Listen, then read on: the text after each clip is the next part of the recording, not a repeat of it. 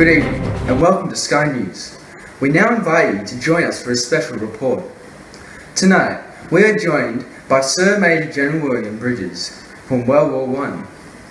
Let's now go live to Thomas Cowley next to General Bridges' bed. Yes, now thank you for coming on to Sky News, General. Please, the pleasure is all mine. Thank you. Now, General Bridges, can you please tell us what it was like growing up, before the events of World War One? Well, I was born in Scotland on the 18th of February, 1861. However, I moved to Canada when I was just a wee boy. I later joined a military school, which helped me a lot with my skills on the battlefield. But around that same time, there was a bank failure, forcing my parents to leave me in Canada. Well, they fled back to Australia. I didn't pass my course at school, so I headed to Australia to see my parents again. In 1879, I moved to Australia to enlist in the Civil War, which is just being employed by the government to do some social work. But in 1885, I decided to go back to my old life in the military. Wow, it certainly sounds like you had an action-packed earlier life, General. Now, you spoke of your life training for the army. Can you expand on that? Maybe tell us a little bit about your expeditions before World War One? For the next few or so years after joining the military yet again, I went to the English School of Gunnery, in which I was appointed various positions. In the School of Gunnery, you learn about, well, how to use guns. In 1890, I was honoured to be appointed as captain for the position of the instructor of gunnery.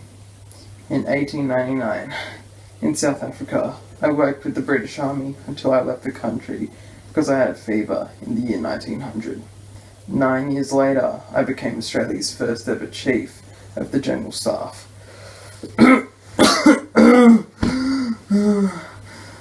I was then assigned the year after to go to Australia's first proper military school, named the Royal Military College in Duntroon. How inspiring.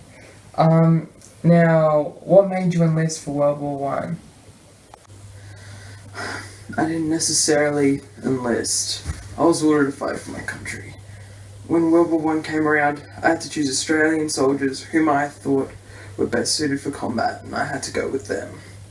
I was also the one to name the new group of soldiers the Australian Imperial Force. Well, I bet the Australian Imperial Force was happy to have you standing by their side into the battlefield.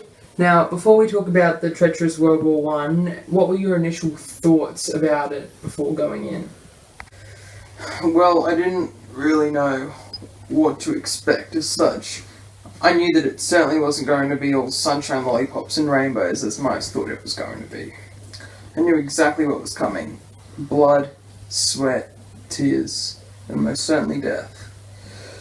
My men had no idea about the horrors that were waiting for them. They saw it all. Fellow men, whether it be brothers, close friends, etc., killed right before them. They had to kill soldiers, which was no easy task. It was no easy task, because that man on the opposing team was doing the exact same thing as we were doing, protecting their country. Both soldiers died in order to make their country a better place. It sounds very disturbing what you and your men had to be put through. Can you please tell me what it was like first landing on the battlegrounds? I led the 1st Division on the landing of Gallipoli. We got off to a very rough start. I wanted to remove my men from the peninsula, but they refused my offer, deeming it too difficult to proceed with. The camp, while not ideal, was fine, I guess. Soldiers missed their families, and no one wanted to be there. Well, it sounds like you and your men weren't having a jolly old time on the battlefield. What were you equipped with? Well, yeah, what one could expect. The soldiers had guns and a health kit each. But the thing that I loved having the most was my horse. His name was Sandy.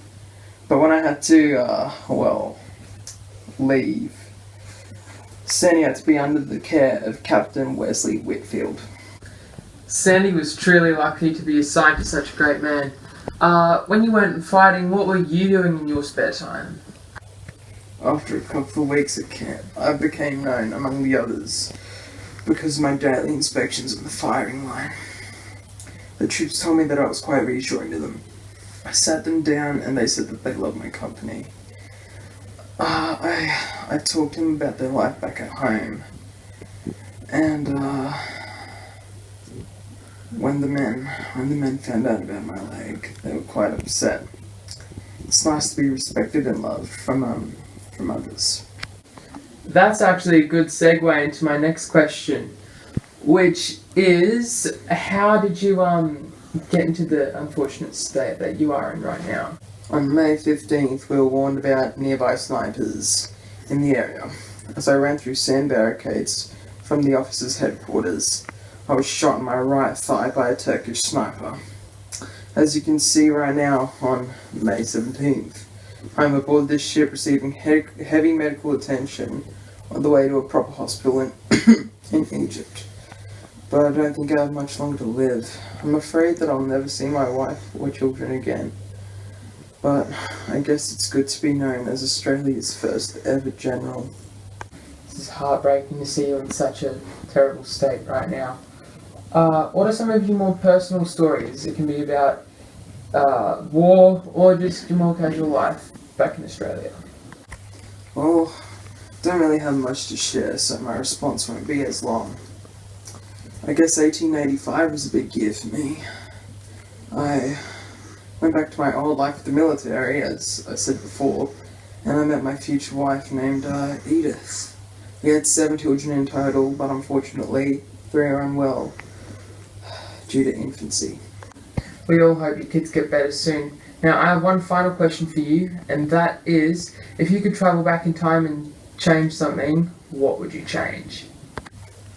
This is a tough decision, but I'd say I would probably stop myself from being shot. Because had I not been shot, I would have at least wanted to die on the battlefield in honour instead of being shot by a sniper. I definitely wish I could return to Australia alive. But I won't. I will die on this ship. I just know it. This wound will kill me.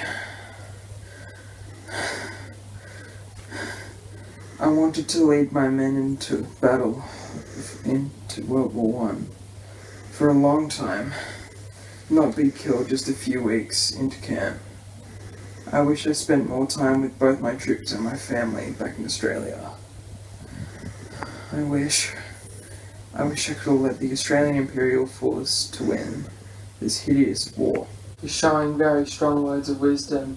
But sadly, on that note, that wraps up this week's special report in Sky News. Thank you so much again for your time, William. Glad I could talk to you. Back to you in the studio.